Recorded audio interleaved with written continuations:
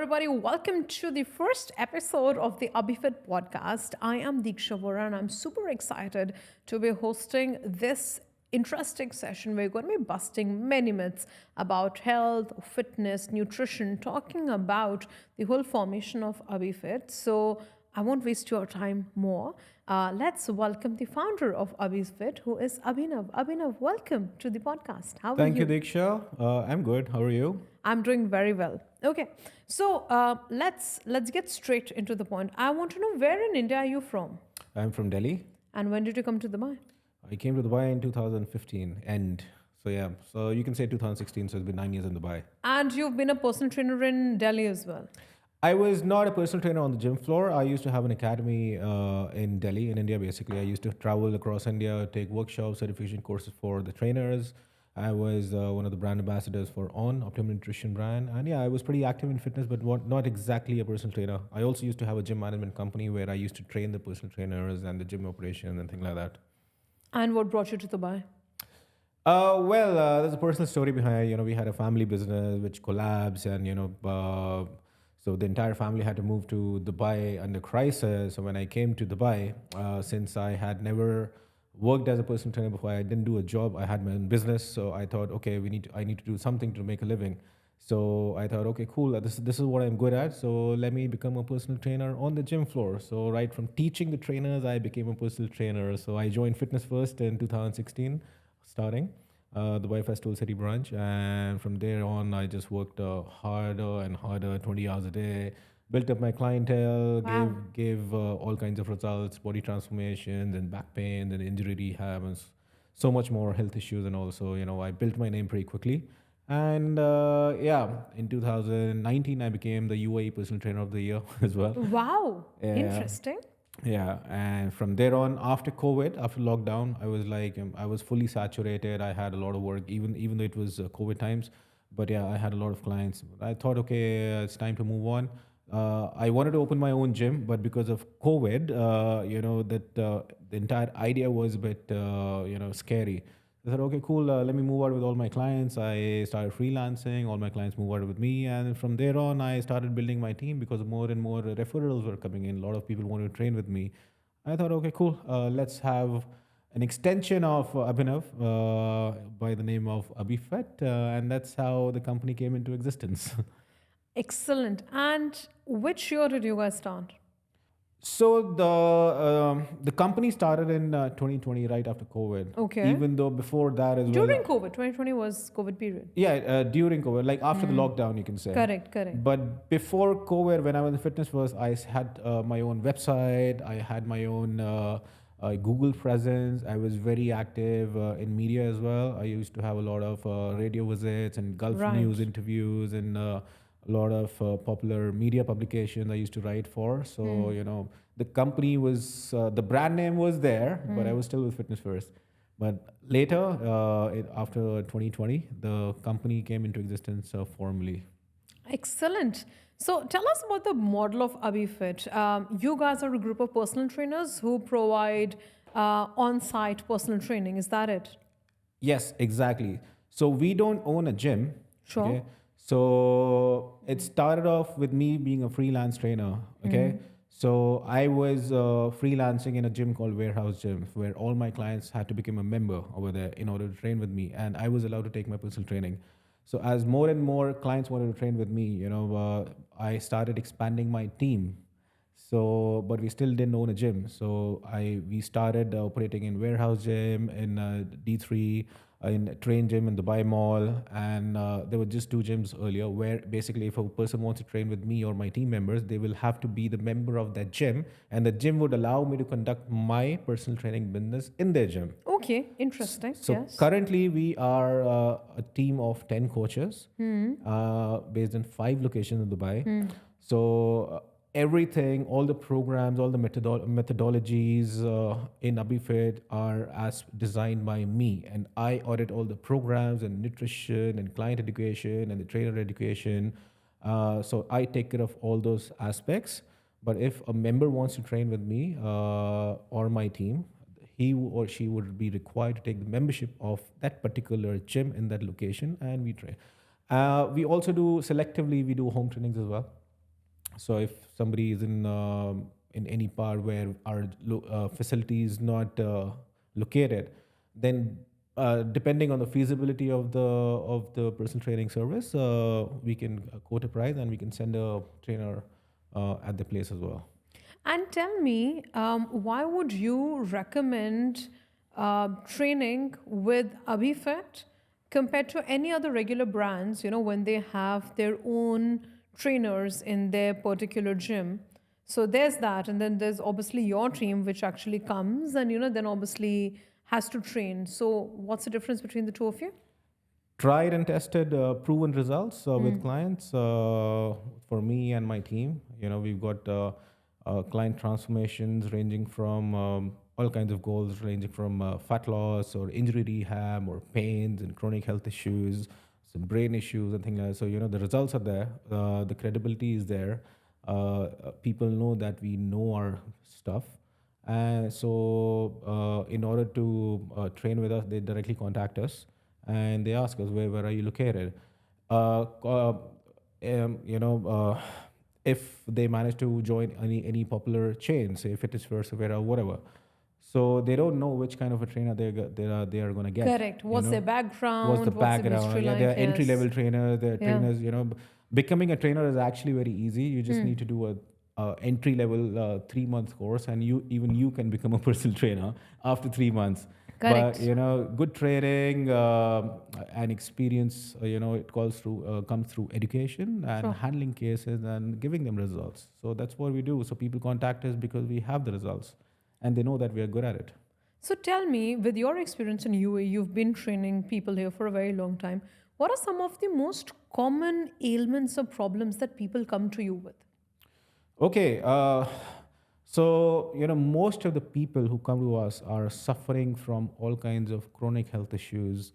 For example, diabetes, hypertension, PCOS, any other kind of diseases which are caused due to obesity. Lifestyle diseases, sleep apnea, autoimmune disorders, back pains as well. A lot of injury rehab cases come to us, like people are suffering from chronic back pain and shoulder pains and neck pains, things like that. We also handle cases where people are suffering from brain related issues like multiple sclerosis, Parkinson's, fibromyalgia and things like that. So yeah, there are a lot of different cases. Now, fat loss and body transformation is something that any trainer should be able to do, Sure, sure. right? But the fact is that even that becomes a challenge if a person is already stressed out, already having a lot of issues. You should know how to train a client with lower back issues, with hypertension, with high uric acid, and things like that. Training a normal person with no pre-existing issues versus training a person with a lot of issues are totally different ball games. Totally, totally. And why do you think that obesity or obesity-related issues are such a big thing in Dubai? Is it because of the lifestyle that we have? We're so spoiled, and we don't have to really walk around and do so many extracurricular activities even to get the basic necessities. Is it that, or what's the real reason? Well, of course, all these diseases, all these issues are lifestyle issues.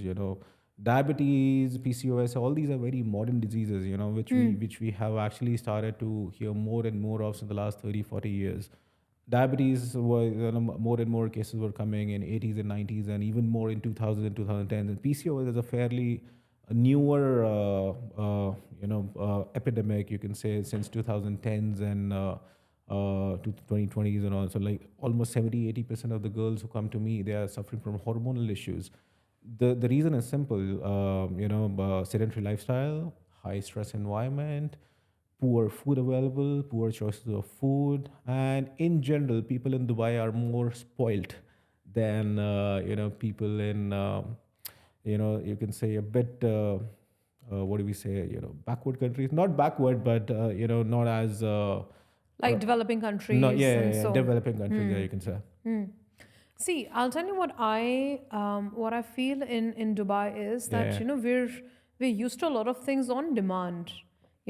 That you're clicking. There's Talabat, food's coming. There's Yeah. Careem, there's stuff. So we call up the groceries coming up as well. I don't think that we're really used to actually working hard, or even brought into this mindset that no, you need to work hard, you need to spend time in the gym, you need to look after your health and so on. And which actually also brings us to this thing that these days we see that a lot of people are actually spending time on gadgets rather than even their fitness. In fact, even in gyms, it is I think something that I see everyone who's actually doing cardio also is actually putting something on Netflix, and he has his AirPods on. You can't and do, he's you can't do working. cardio without Netflix and YouTube these days, That's what I'm saying. Yeah. And that's such a different thing because Yeah. I feel that especially when you're working out, you need to be extremely focused. Absolutely. And you can't be distracted. But then it's Yeah. like,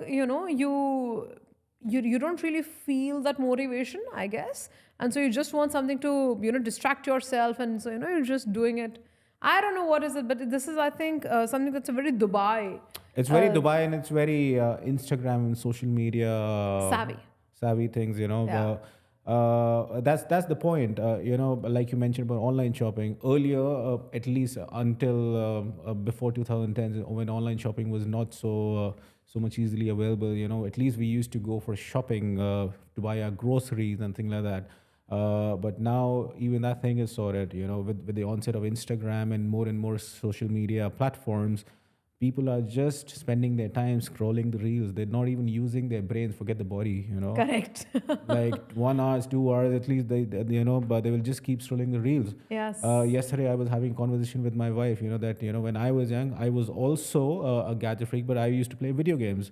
And she replied, "At least you were playing video games, where at least you used to, where you have to spend your brain. Yes, you have to use your brain. You have to, Yeah. figure out what needs to be put on Yeah. when. Now So, it just keeps scrolling, Yes. and just mind, and it's addiction. It's addiction. It Yeah, is. yeah, yeah. So which leads to a person not only having a sedentary lifestyle, but all kinds of postural issues as well. And it's coming from young children as well now. The next 10 years, you see an epidemic of postural issues and back pain and shoulder pain issues in teenagers as well. You will be seeing that. Yeah, I agree. Yeah. I see also an increase in, all of these brands. We have Nike and, we have others as well who have actually come up with their own wellness programs on their apps. Yeah. So, you can have training sessions with them. They have these, generic modules. You click and you're doing all those workouts, etc., at home or gym and so on. That compared to services of yours, what's the big difference? Like, this is just for our viewers to understand what to choose, because one is indeed a very cost-effective thing and easy to do, and this is obviously going to be pinching our pocket a bit at least. Well, there are two things. One is the personalization of the workout program. Okay, anybody can make a workout plan on a piece of paper. Even I can give you a workout plan, which earlier used to be Google, bodybuilding.com. Now you can just refer to ChatGPT and it'll come up with a 12-week program for a beginner or intermediate advanced level. But there are two things over here: how you are, in your current state right now, based on lifestyle and assessments of posture and mobility and sleep and stress and digestion. A lot of assessments we go through, and we make our starting program, which is extremely personalized for you. If I just give you a generic program, hey, this is an ABHIIFIT program level, it may not be the right one for you because a lot of things, your sleep analysis, your digestion analysis, and things like that. So that particular workout might be too much or too little for you at that point of time. Secondly, is the execution, the form and technique and things like that. When we train our clients, we are so precise with our forms and techniques and execution of the movement, which makes massive difference with the results. And because of these generic programs, people they subscribe to these cheap programs and they don't get the results, and that's why they think it's not working out. It's not working, and then why should we spend for a good personal trainer? Right. And the funny thing is, they will not mind spending 10,000 dirhams in a nightclub in a night. Yes. Yeah, or spending on a new gadget, or I also have clients, coming in Rolls Royce, but they are bargaining for 100 dirhams an hour rate. Are you I getting my know, I point? know, I know, I Yeah, know. so it's about priorities as well. There are certain people who understand the importance of investing in the right personal trainer because it's their health, and if the health is overlooked, then the consequences can be even more expensive. The sickness is even more expensive than this thing, fitness. It's thing. So yeah, it's about priorities as well. And now we also have these surgeries that have come up. We have the bariatric Yeah. surgeries, and so the gastric balloon ones and all Yeah, yeah, that. yeah. Now, that is obviously one alternative where you Mhm. can go and just cut off all your weight in the first 5 or 6 months, and Yeah. you're easily down a massive chunk. And then there's working out with you, Yeah. where you're sweating, you're letting off all that weight, dheere dheere, the things. Yeah, yeah, yeah. Do you think surgeries are still beneficial, or are they still okay? Do you recommend them?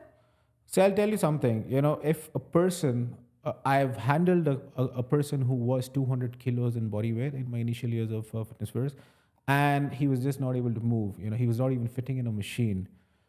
It took me 1 year to drop 50 kilos off him. And after that, because his neural wiring was also, again, it was designed to eat, to emotionally eat. Every time he would go on a holiday, he would just put on 10 kilos Oof. of body weight within 15 days or so, because Oh, actually he was wired to eat that way, because right. he's been having that kind of lifestyle since 20 years maybe.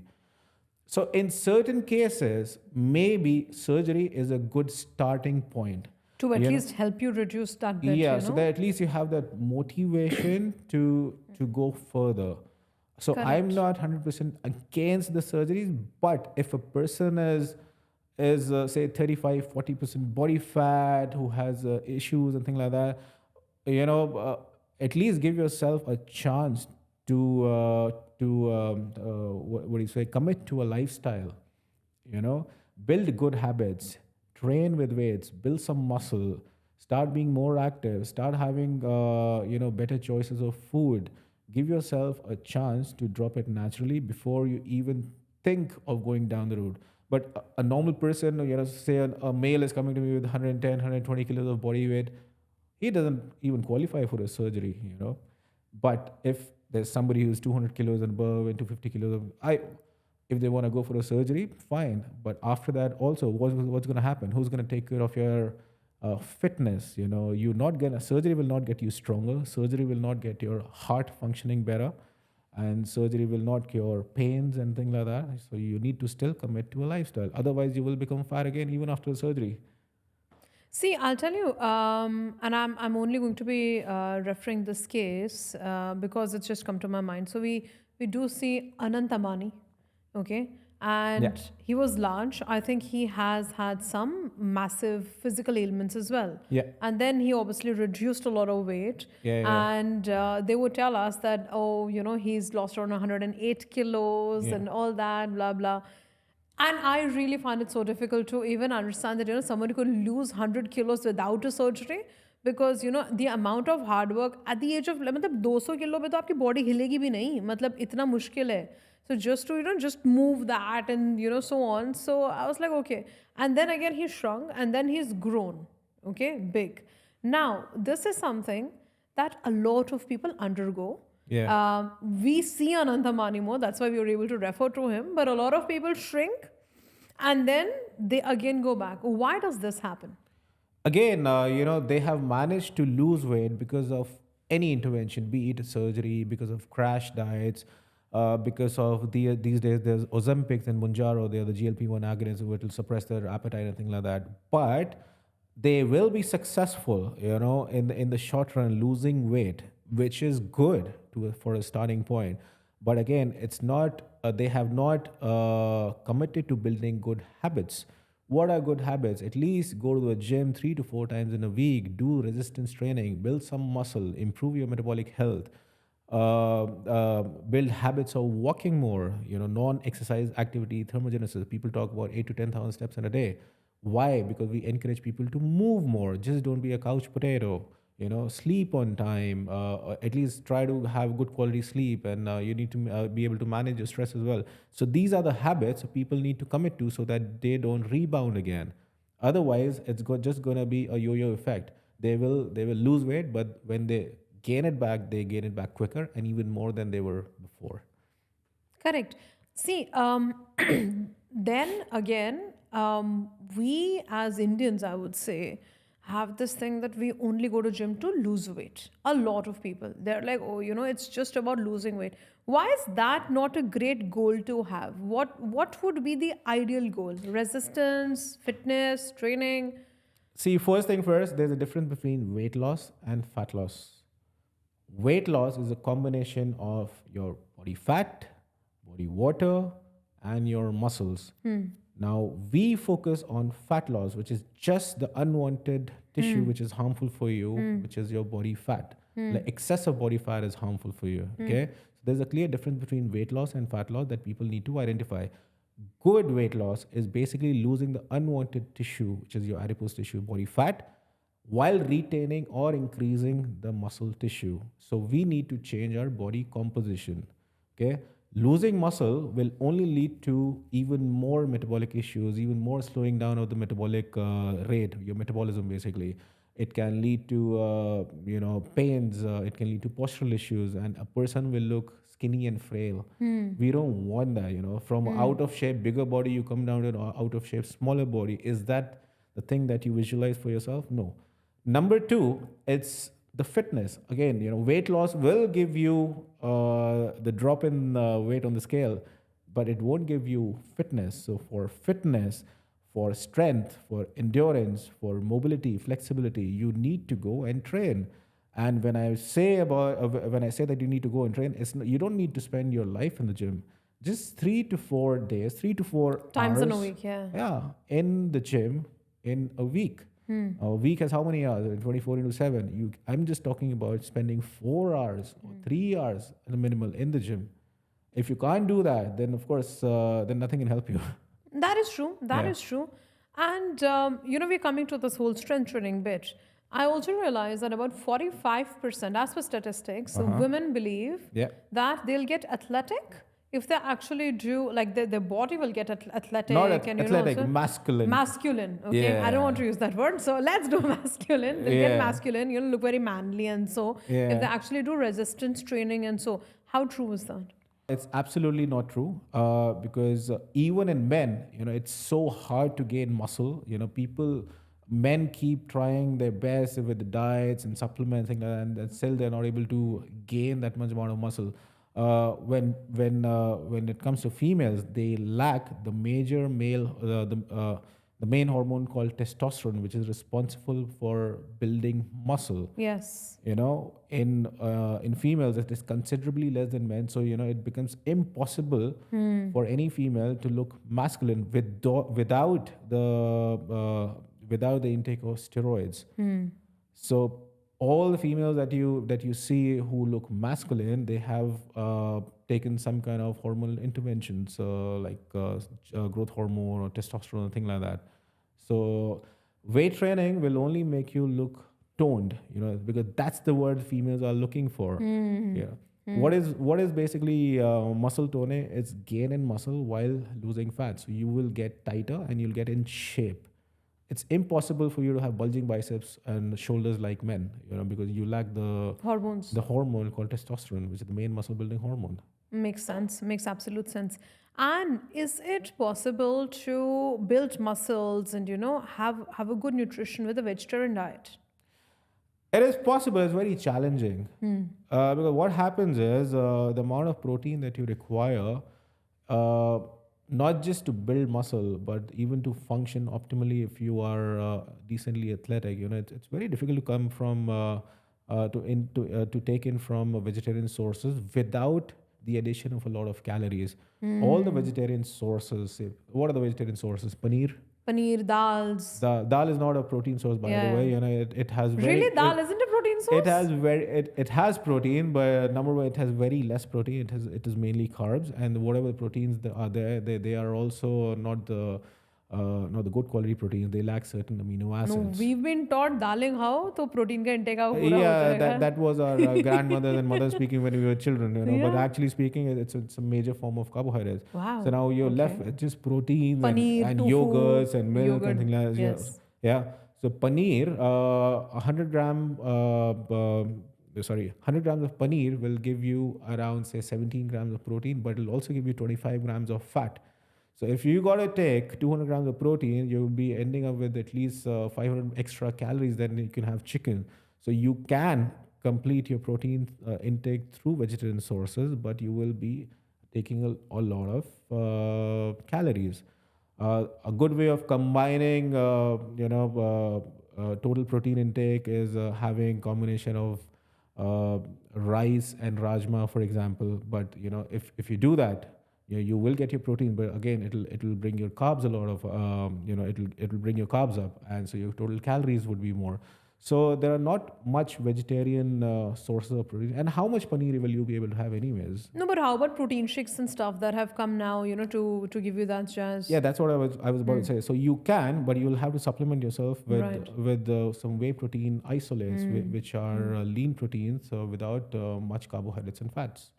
So a lot of people who are vegetarians, they will even say no for that as well, without even understanding what are whey proteins and things like that. So you can, but it's not optimal, and you tend to get bored as well.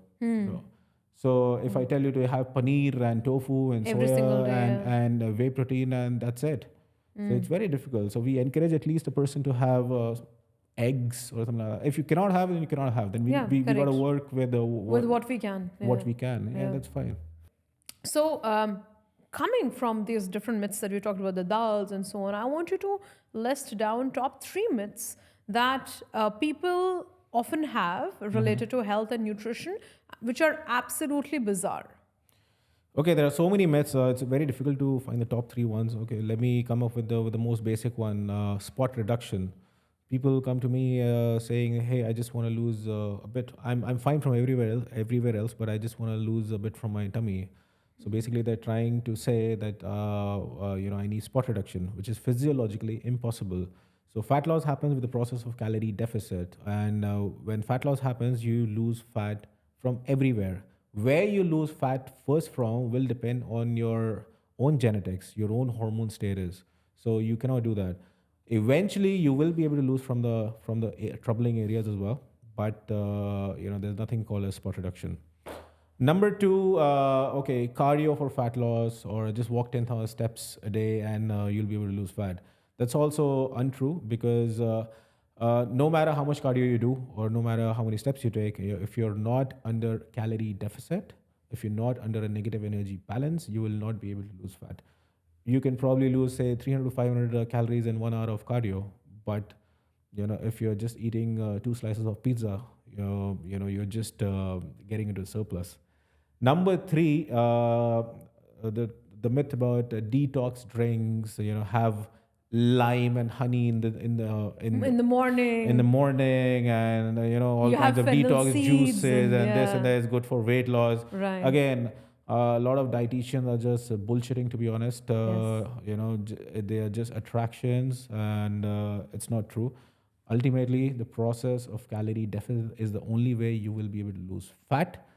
You can have detox drinks if you want to, or you may not. If you're not in a deficit, you will not be able to lose fat. Okay, that is very, very interesting, and that's good to know. One needs to really take account of, their calorie deficiency. Yeah. More importantly. Calorie than- deficit, not calorie Deficient. deficiency. Yeah. Correct, calorie deficit. I got you. And now let's talk about how we have these health influencers around who are actually on Instagram, and they're like, oh, we've lost 10 kgs. And so why do they make it sound so easy? That, it's really easy to lose 10 kgs in 1 month and, all of that. Like, why is that, and why do they do it? And rather, even how do they do it? See, I don't know what kind of influencer is talking what, but the most common thing is undergoing a 12-week dramatic transformation process. Now, you don't know where he or she started off from, whether he or she is a beginner, what has he or she taken in terms of supplements and hormones, and whether he was carrying a lot of muscle mass or not before. So you should not be comparing yourself with that influencer. You should compare yourself with yourself, where you are today. Understand the science behind whatever it takes for reaching that transformation. If it is losing 10 kilos in a month, which is extremely it is possible, but it should not be done for health reasons. Okay, let's say you're talking about, say, 10 to 15 kilos in 3 months of time. You should be able to understand what's your total daily energy expenditure, your calorie output, what's your calorie intake, okay, and what is the total deficit that you require to reach there. What you need to do in terms of strength training, what's your starting point, how the progression needs to happen, and things like that. So there are a lot of things, and you should come up with your own realistic goal as per what's possible for you and what's not, and what's sustainable for you as well. Okay, now if person is already carrying a lot of muscle and who's already experienced, who's been shredded before, it's very easy for him to undergo a drastic fat loss transformation. But for a person who is starting, who doesn't even know how to train, who doesn't have good eating habits, it's foolish to compare yourself with that particular person. Correct. When this movie Dangal was released, Yes. everybody came to me, hey, I need a transformation like Amir Khan, 6 months ripped. I said, Right. dude, this guy already had a lot of muscles before, Yeah. and he's done it a lot of times for a lot of his movies. So please stop saying these stupid things. Just focus on yourself, what's possible for you and what's good for you and what you can do to sacrifice and to reach that body, which is realistically possible for you.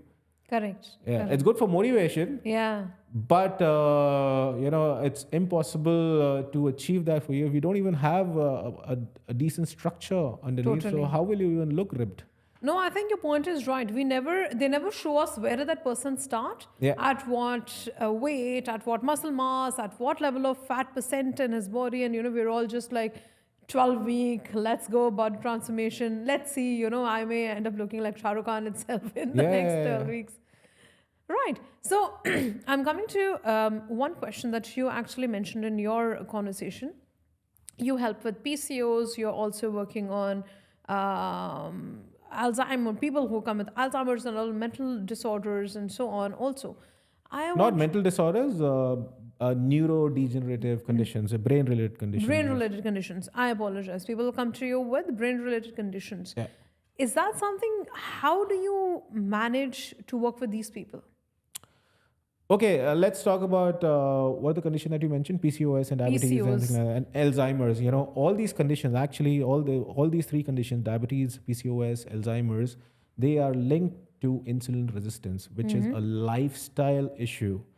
Basically, it is related to overconsumption of calories, overconsumption of carbs, and lack of physical output, lack of exercise that leads to body getting carbohydrate intolerant. When we eat carbohydrates, there's a natural response by the pancreas to secrete insulin, which drops the blood sugar in the body. Now, with chronically the insulin is high because you're over consuming calories and carbs, the body stops responding to insulin. So the cells of the body, each cell of the body, including the brain cell, they stop responding to insulin. So we develop this condition called insulin resistance. Okay. Now, to reverse these conditions, you need to do this exact opposite. You need to get more physically active. You need to do a combination of strength training, cardio, more movement, calorie deficit, basically better nutrition, sleep management, and stress management. So once you start doing all those things, your body's, your body fat starts going down. There's a drop in inflammation. The body's natural physiology starts to reoccur. And that's how you will reverse these conditions. These are chronic conditions which are lifestyle related. So only lifestyle will cure it. So Right. these are reversible, and so many clients who come to us have been able to achieve it, who were having medicines before for blood pressure, for insulin, for diabetes, and for PCOS, and now they're totally Off it. off all medications, and they're leading a healthy life. That's true. And they're totally healthy now thanks to your lifestyle change. See, that's what I think is the crux of anything that's related to do with health, that, it's a lifestyle change. It's not a momentary thing. Yeah. It's not something that you're doing for the next 12, 13 weeks or even for the next 12 months also. It is something that needs to be done for, yourself throughout your life. And so I think, really it's all about changing that mindset Yeah. that, it's this is good for me and this needs to continue with me. I'm going to be coming to my second last question. This segment is actually getting very popular with a lot of people who are talking about health. I want to know your version as well. So I'm going to be sharing a couple of items. You need to tell me whether they are good, whether they are healthy or not healthy. Items. Yeah, What food items? Yes. Okay. Okay, healthy or not healthy, and I'll also do share some trick questions in between. So let's start. Okay, number one, bread. Before you get into all this, I'll tell you one thing, Tell me. not one meal is healthy or unhealthy. It's Correct. the complete diet, it's a complete lifestyle. One bread or two breads will not make your diet healthy or unhealthy. What you have in 24 hours and throughout the month and the next 3 months and your following months will determine whether you are healthy or whether you're consuming excess of certain whether you're consuming excess of calories or whether you are burning those calories or not. That's the thing. So this entire section is something that I don't like. Bread is healthy, unhealthy. Nothing is healthy or unhealthy. It's the dose that makes the poison. Okay. So we'll not have this section. We'll let go of it because I understand that when we actually take names of a few ingredients individually, they can have so much of an impact, but excess can really make things a lot worse. And so If there is one food Yeah. which is actually unhealthy for you, it's trans fats, hydrogenated oils, Really? which are put in pastries and cakes and things like that. Yeah, so that's the one thing which you should not Have at all. At all, but it's impossible to not have it at Sure. all. You may have it Once in a blue moon. rarely, Yeah. like cakes and pastry and things like that. And that's the only one thing which is totally unhealthy. Totally. Okay. Otherwise, it's okay. I believe in the 80-20 rule. 80% of the time, stick to healthy lifestyle. 20% of the times, enjoy your life, man. Yeah, right. Like I being a trainer, I drink as well. I have my pastries, I have my ice cream and things like that. I have my pizzas. But 80% of the time, I try to commit to healthy food options and I exercise frequently. So this was my last question I was coming to. Is alcohol really detrimental to your fitness lifestyle? It is true, to be honest. Alcohol is there's not even one positive impact of alcohol in your fitness lifestyle or your health goals. Most importantly, it is very damaging for the brain as well. Your alcohol. But if you want to ask me whether you can have alcohol during a fat loss phase or not, yes, you can have. There's a client of mine, he was 114 kilos, now he's 87 kilos. He still has alcohol 3 times a week, Okay. 5 to 6 drinks in a session, in a night out. And he just tells me that, I will never get rid of my alcohol because it's important for my work, for my socializing. So I said, okay, cool. We will be able to get you to lose fat even with alcohol. But we just need to manage the entire calories accordingly and try to limit your alcohol. Don't just get overboard with it. So yeah, alcohol is detrimental for muscle building, for your brain, for your health overall. But it is still possible to lose fat while having alcohol. That's also true. So it's best if people avoid, but if they cannot do it, it's not that they should not consider fat loss at all. No. Yeah. Absolutely not. They still can lose fat while obviously. While having alcohol, yes, true. Very interesting. Nice conversation with you, Abhinav. We've touched on so many things. You busted so many myths that I had, and I had a truly good time. So everyone who's watching our podcast, we are going to be talking much more in detail about all of these things that we've discussed. We're going to be having podcast very, very regularly, at least every fortnight. You're going to be seeing us. So all you need to do is right now subscribe to our channel. Second is share this podcast with everybody who has actually comes and tells you that दालों में बहुत protein होता है, भर भर के बाल्टियाँ पियो, and because that of course is not as true as Abhinav has shared. Along with this, many other myths he has busted. Till our next time, I would like to wish you all the best. And if you wish to talk about your health and stuff, Abhinav's details are in the description box. You can get connected with him and get a consultation for yourself. Thank you very much. Thank you, Abhinav, for being Thank you, Diksha. Thanks for having me here. here.